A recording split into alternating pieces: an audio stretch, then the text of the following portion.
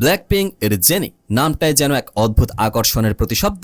কিন্তু ৩রা জুলাইয়ের সে রাতে ডেনমার্কের ঐতিহ্যবাহী রস্কিও ফেস্টিভ্যাল এর অরেঞ্জ স্টেজে যা ঘটল তা কি শুধু একটা পারফরমেন্স ছিল, নাকি কে পপ ইতিহাসের এক বিশাল পরিবর্তনের সূচনা?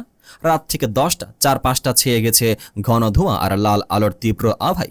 আর ঠিক তখনই স্টেজে পা রাখলেন জেনি। কিন্তু এ কোন জেনি? চেনা সেই গ্ল্যামারাস ফ্যাশন আইকন, নাকি সম্পূর্ণ নতুন বাঁধনহারা এক অবাধ্য সম্রাজ্ঞী? সোশ্যাল মিডিয়া এখন দুই ভাগে বিভক্ত। কেউ বলছেন জেনি তার সীমানা ছাড়িয়ে গেছেন, আবার কেউ বলছেন তিনি সৃষ্টি করেছেন নতুন এক ইতিহাস। আজ আমরা গভীরে গিয়ে বিশ্লেষণ করব জেনির এই বোল্ড ট্রান্সফরমেশনের আসল রহস্য। রস্কিও ফেস্টিভ্যালের মঞ্চে জেনির লুকটাই ছিল প্রথম ধাক্কা। একটি ব্ল্যাক ব্রা টপের উপর ফিটেড শিয়ারলেস টপ আর সাথে লো রাইজ প্যান্ট।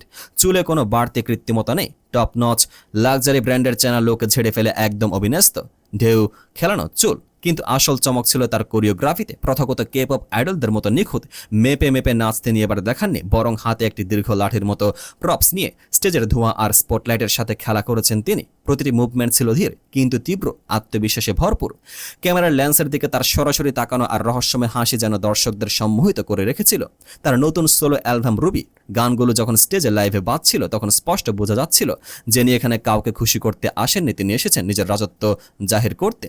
যদি আমরা একটু পেছনে তাকাই, 2026 সালটা কিন্তু জেনির জন্য এক বিশাল মাস্টার প্ল্যান। এটা কোনো হঠাৎ করে ঘটে যাওয়া ঘটনা নয়। মার্চ 2026 কমপ্লেক্স কন হংকং এ মন্ত্রা পারফর্ম করে বিশ্বজুড়ে ভাইরাল হন। মে 2026 চ্যানেল এর মতো হাই ফ্যাশন ইভেন্টেও প্রথাগত পোশাকের বাইরে গিয়ে মিনি স্কার্ট আর ব্রা টপে মঞ্চ কাঁপান। জুন 2026 নিউ ইয়র্কের বিখ্যাত গভর্নর্স বল ফেস্টিভ্যালে তার পারফরমেন্স আমেরিকার দর্শকদের তাক লাগিয়ে দেয়।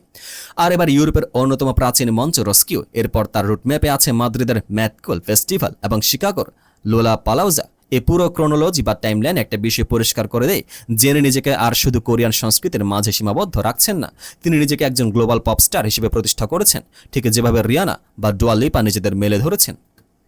কিন্তু এই রূপান্তর কি এতটাই সহজ? একেবারেই না। জেনির এই ম্যাচিওর্ড সেন্সুয়াল এবং খোলামেলা ইমেজ নিয়ে নেট দুনিয়া চলছে তুমুল বিতর্ক। একদল সমালোচকের মতে জেনিকে পপের চেনা শালীনতা এবং আইডল কালচারের গণ্ডি ভেঙে অনেক দূরে চলে গেছেন। তার এই ওয়েস্টার্ন পপ স্টারদের মতো সাহসী পারফরমেন্স স্টাইল নাকি কোরিয়ান সংস্কৃতির সাথে খাপ খায় না।